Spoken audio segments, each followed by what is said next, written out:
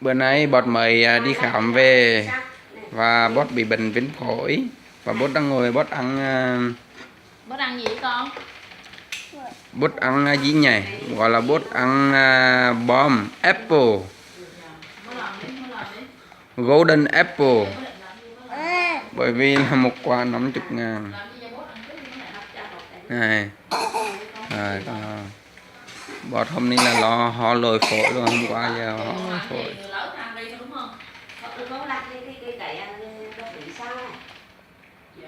Bót ăn ngon không? Bót ơi, con ăn ngon không?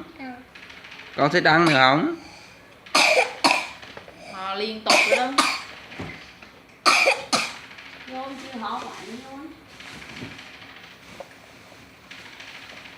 Để mẹ lấy đồ.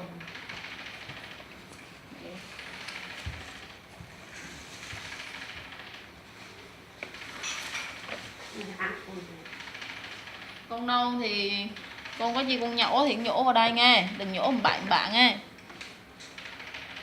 Nó lọt thì mốt đi để nó con.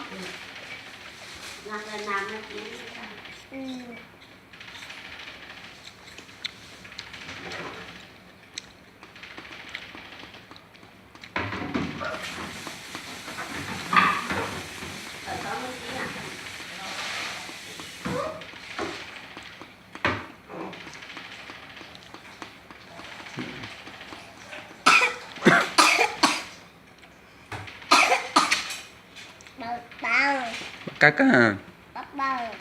Con ăn thêm nữa không?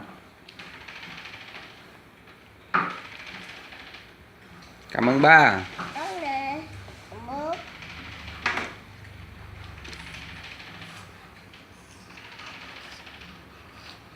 Em bớt vừa ní là 2 tháng 2 tuổi 2 tuổi 1 tháng hả?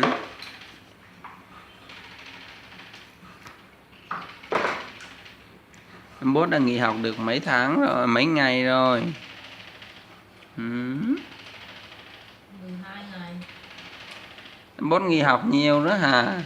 Trời ơi.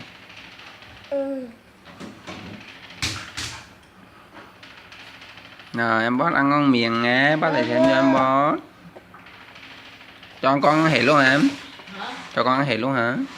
Để uống cho rồi. Chưa có đồ ăn.